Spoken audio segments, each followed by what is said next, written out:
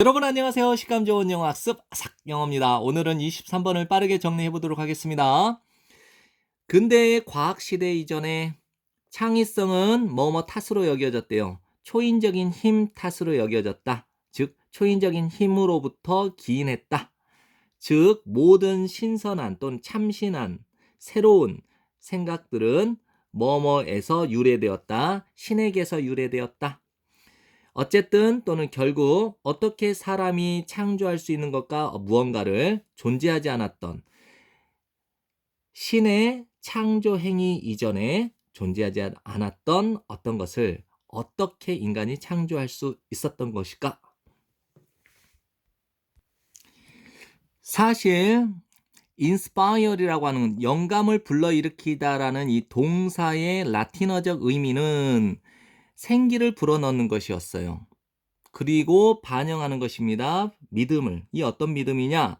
창의적인 영감은 비슷했다. 창조의 그 순간과. 근데 이 창조의 순간이 어떤 순간이냐?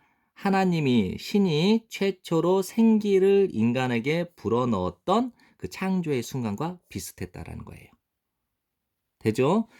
플라톤은 주장을 했습니다. 대절 전체라고. 시인은 사로잡혔다.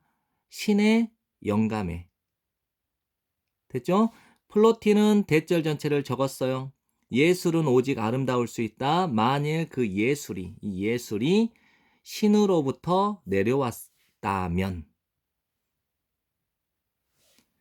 예술가의 일은 not A but B죠. 그래서 A가 아니라 B이다. 그래서 예술가의 일은 자연을 모방하는 것이 아니라 오히려 드러내는 것이다. 신성하고 초월적인 자연의 특성들을 드러내는 것이었대요. 예술은 오직 될 수 있습니다. 이거는 창백한 모방이라고 하지 말고요. 어설픈 모방이라고 보세요. 완벽함, 관념의 세계의 완벽함을 어설프게 흉내내는 것일 수 있었다는 거예요. 예술은 오직 뭐뭐가 될 수 있었다. 어설픈 흉내였다.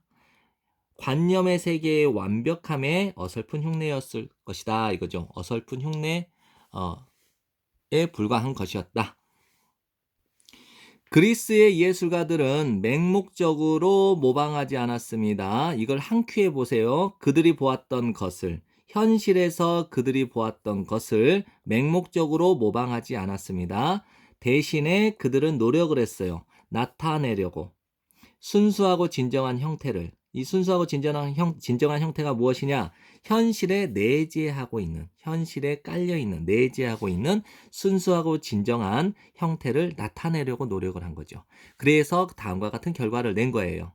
일종의 타협을, 추상과 정확도 사이에 일종의 타협의 결과를 낸 것입니다. 네, 지금까지 공부한다고 고생 많으셨고요. 여러 번 보시면서 내신 대비 잘 하세요. 고맙습니다.